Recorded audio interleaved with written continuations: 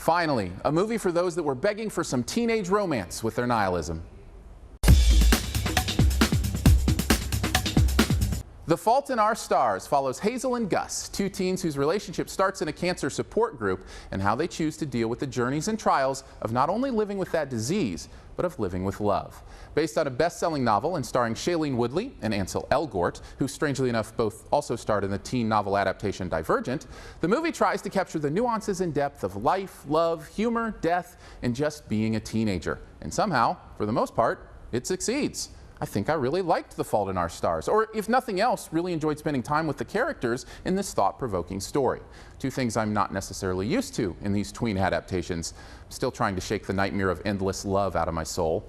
But this one is okay. Woodley and Elgort are engaging, likable, and really fun. Not only that, but they're given some really meaty stuff here to chew on. The movie grapples with worldviews not usually seen in these kind of films. Topics like meaninglessness, chance, and if hope is really valuable. The philosophical stuff here is worth thinking about as we each deal with our own mortality. Now, I'm much more partial to hope and faith than where this story leads, but it's a reminder that we all grapple with these things and to be sensitive to the journey that others around us are having, rather than repeating pat answers meant to cover up pain. Weighty stuff for sure, and yet it goes at it with such a great sense of humor, joining the movie 50-50 in the exclusive cancer comedy film genre.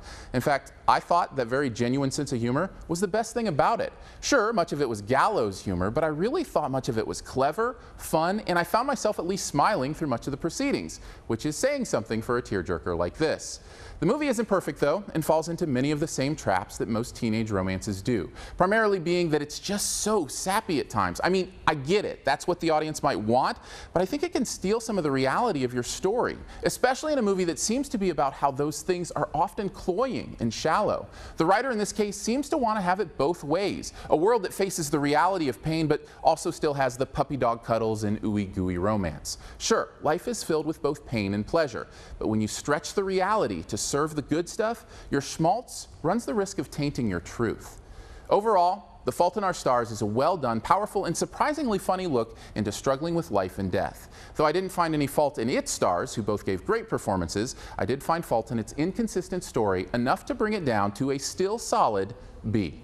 Thanks for checking out this Your Movie Friend review. You can stay tuned for this review's best ever challenge here in a bit. But first, I want to throw some stuff up over here that you can click on. If you want to subscribe, well, I'd very much appreciate that, and you can do that by clicking on the big gray subscribe button. If you want to see more, you can click over here for reviews of Tom Cruise's latest sci-fi, Edge of Tomorrow, or the Jon Favreau Passion Project, Chef.